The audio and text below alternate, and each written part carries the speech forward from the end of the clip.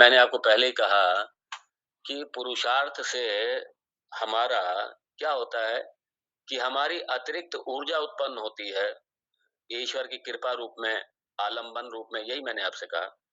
तो उसमें क्या होता है कि जो प्रारब्ध हमें हो सकता है बहुत बड़ा नुकसान पहुँचाता है या हमें बहुत बड़ा कोई तकलीफ देता है या कुछ करता है, तो पुरुषार्थ की वजह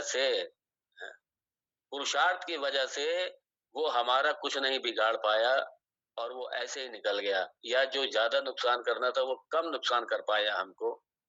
तो पुरुषार्थ सहायक हुआ हमारा, पुरुषार्थ हमारा सहायक हुआ, इसलिए पुरुषार्थ का रोल है।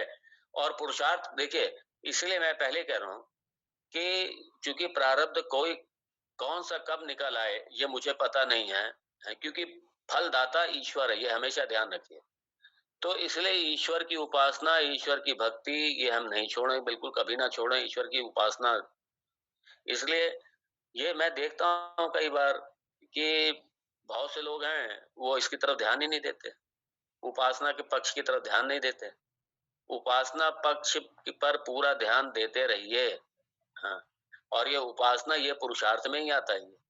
हाँ, ये आपकी जो भी आपकी उपासना करते हैं, आप परोपकार करते हैं, आप सेवा करते हैं किसी की, पता नहीं कौन-सा पुण्य, कौन-सी किसी की सेवा, कौन-सी किसी की दुआ किस समय काम में आ जाए, कोई पता नहीं। और ऐसे समय पे दुआ ही काम आती है। ऐसे समय पे ये जो आपका पुरुषार्थ है, जो आपने पूजा के रूप में किया, सेवा के रूप में किया, उपासना के रूप में किया, तप के रूप में किया, ये सारा ऐसे जब प्रारब्ध निकल कर के आते हैं, तो ये हमारे जो पुरुषार्थ से जो पुण्य अर्जित किए हुए हैं, ये पुण्य भी हमारे सहयोगी के रूप में आ जाते हैं सामने। इसलिए प्रारब्ध कट जाता है, पता भी नहीं चलता।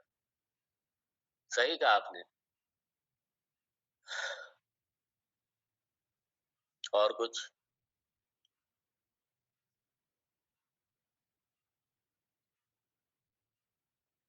कोई प्रश्न है, संकोच ना कीजिए, निसंकोच रखिए।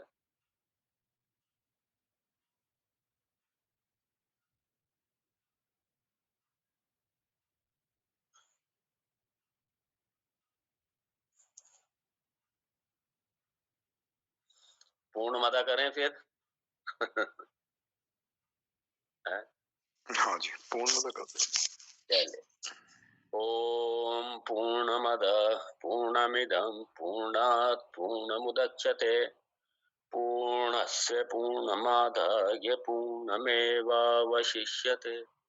ॐ शान्ति शान्ति शान्तिः।